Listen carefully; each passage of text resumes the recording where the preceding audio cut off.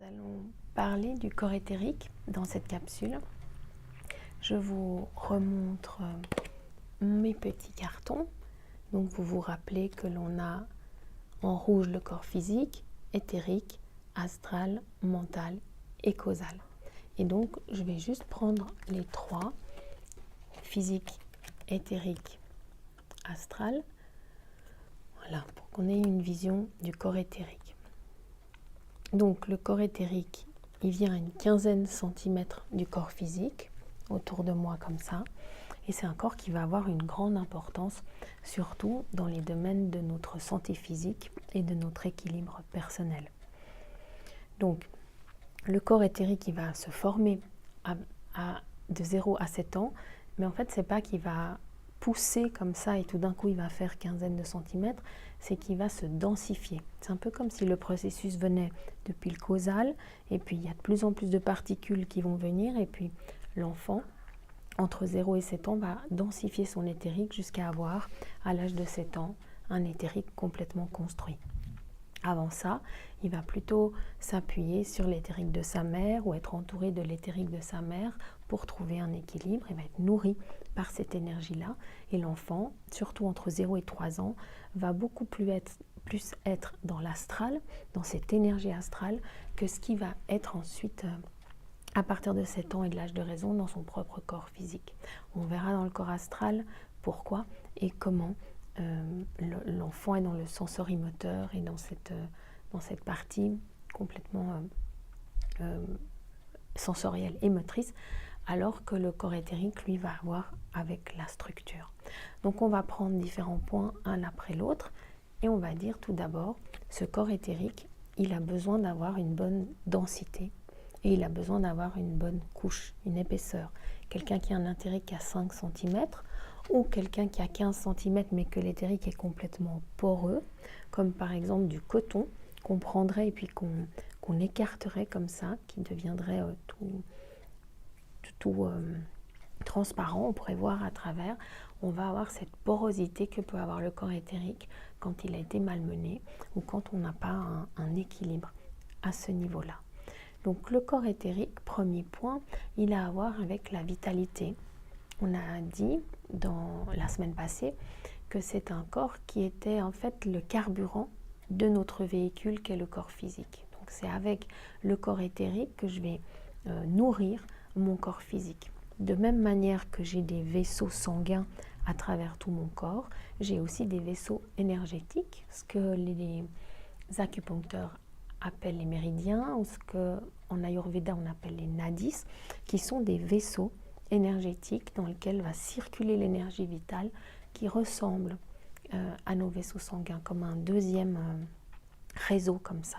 Et quand ce réseau est mal irrigué dans certaines parties du corps, par exemple si j'ai une césarienne, il est possible que mes réseaux énergétiques qui vont vers les jambes soient touchés, à moins qu'il y ait un travail qui soit fait, soit que psychologiquement il y ait une vraie acceptation, mais aussi des fois énergétiquement qu'il y ait un rééquilibrage. Et s'il y a des endroits comme ça où il y a des blocages, soit l'énergie elle va stagner, soit l'énergie elle va manquer. Donc soit il y en a trop parce que ça stagne comme une flaque d'eau, soit il va y en avoir pas assez parce que cet endroit-là ne retient pas ce dont j'ai besoin. Et donc le corps va être plus ou moins bien irrigué au niveau de ce système de réseau et d'énergie. Donc l'irrigation de tout le corps, sa densité, et puis son épaisseur vont avoir une importance par rapport à mon propre équilibre au niveau de ma vitalité et de la vitalité auquel mon corps a accès. Si je n'ai pas une bonne vitalité, on va se retrouver avec des symptômes comme le fait d'être tout le temps fatigué alors que je dors assez, pas dans une période où c'est difficile et voilà, mais je dors assez, j'ai assez de sommeil et je me sens toujours épuisée, je me sens toujours un peu au bout de mon énergie. Ça, c'est un signe que mon corps éthérique est trop poreux. Il y a des choses qui vont le rendre poreux, comme par exemple les gens qui fument régulièrement du cannabis, certaines substances, et puis aussi l'épuisement, ou simplement dans la famille un schéma où mes ancêtres aussi, mes parents ont un corps éthérique peu dense et où je vais avoir certaines habitudes ou certaines structures qui font que j'ai peu de densité. C'est quelque chose qu'on peut densifier et il y aura une capsule, dans la deuxième capsule au-dessous, où je vous parlerai surtout des rééquilibrages possibles du corps éthérique. Donc cette partie de vitalité et de carburant, elle est très très importante et elle va permettre que mon corps soit nourri par l'énergie. Bien sûr, je dois aussi recevoir de l'énergie du ciel et puis de l'énergie de la terre. Comme on en a parlé la semaine passée, je vais être nourri par les deux, mais au centre de ça, mon corps éthérique doit avoir la capacité de garder cette énergie. Si c'est poreux, comme le coton, comme je disais avant, l'énergie va passer à travers ce filtre-là, et puis elle va se dilapider, se perdre, et je ne vais pas avoir la capacité de garder l'énergie vitale dont j'ai besoin. Ça, c'est le premier point. J'ai le nez qui gratte, désolé. Ça touche aussi le côté de la conscience corporelle, puisque ça a fort à voir avec mon corps physique. Il y a vraiment un physico-éthérique. C'est aussi à voir avec ma conscience corporelle.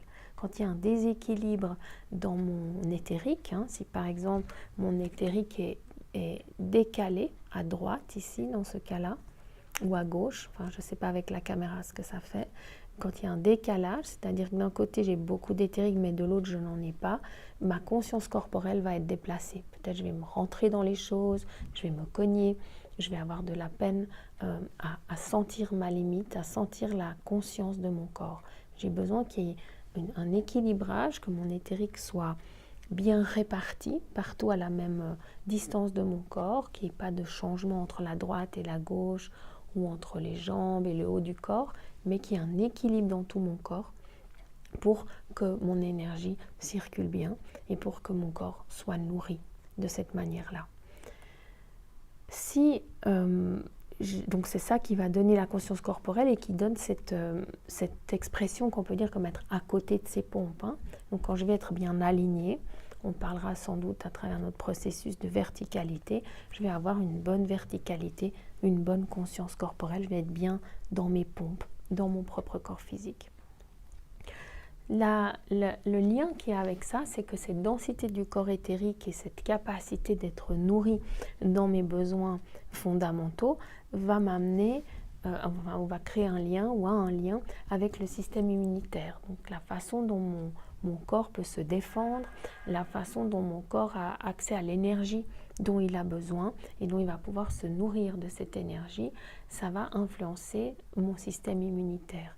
De la même manière, c'est un peu l'œuf et la poule, en voyant le corps éthérique de quelqu'un, on va vite voir s'il y a une baisse immunitaire, si la personne elle a un corps peu dense, comme on a dit avant, ou très poreux, on sait que le système immunitaire il a besoin d'être renforcé.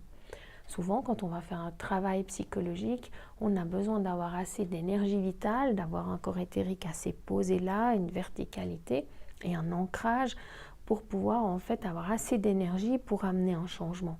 Quand je reçois des gens dans le cabinet qui sont épuisés, je vais souvent leur donner des remèdes, des oligo-éléments, des choses pour relancer leur énergie vitale de manière à ce qu'ils aient assez d'énergie et assez de force et qu'ils puissent ensuite aller vers un processus de changement psychologique.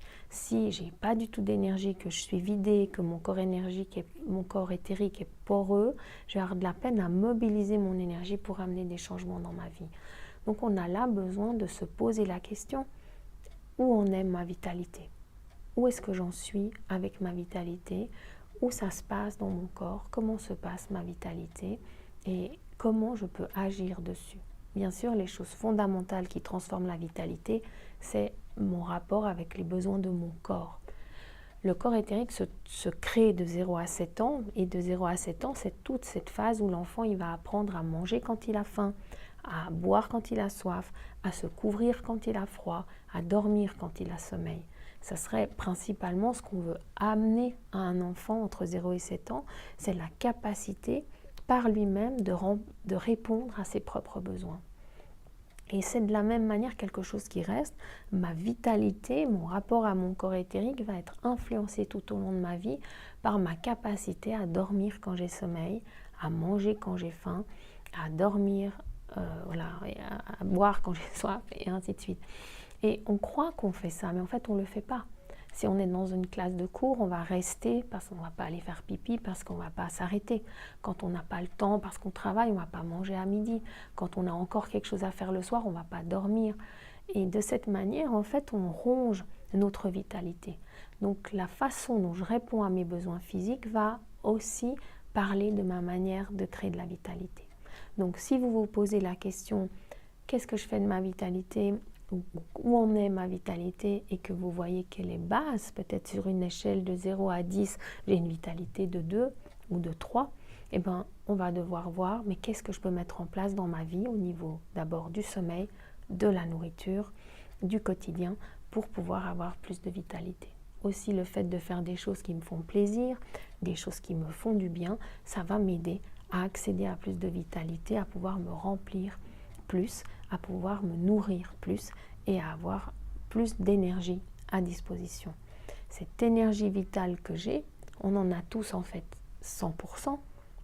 On a ce que je veux dire, c'est qu'on a accès à 100% de vitalité chacun, mais si je mets 60% à compenser mon manque de sommeil, 40% à compenser mon alimentation déstructurée, il me reste pratiquement plus rien, peut-être 5%, 10% pour pouvoir fonctionner et vivre. Donc dans cette question, qu'est-ce que je fais de ma vitalité, comment se passe ma vitalité, on va se demander cette semaine comment va ma vitalité. Dans ces 100% de vitalité que j'ai à disposition, quelle partie de cette énergie j'utilise, comment je l'utilise et qu'est-ce que j'aimerais mettre en place dans la suite de ma vie, qu'est-ce que j'aimerais transformer dans la suite de ma vie pour pouvoir changer quelque chose autour de la vitalité et pour pouvoir mieux répondre à mes besoins, à la fois physiques, physiologiques, de sommeil, de bonne nourriture, de repos et aussi de bon équilibre entre les choses à faire et le respect de moi-même, ce qu'on va voir dans cette répartition de ma vitalité dans ma vie, de ces 100%, et de pouvoir faire un bilan, oui, mais aussi pouvoir poser des changements. Donc c'est ce que nous allons voir ensemble et bien sûr nous en reparlerons dans notre Zoom pour pouvoir chacun voir ce qu'on peut transformer par rapport à cet aspect.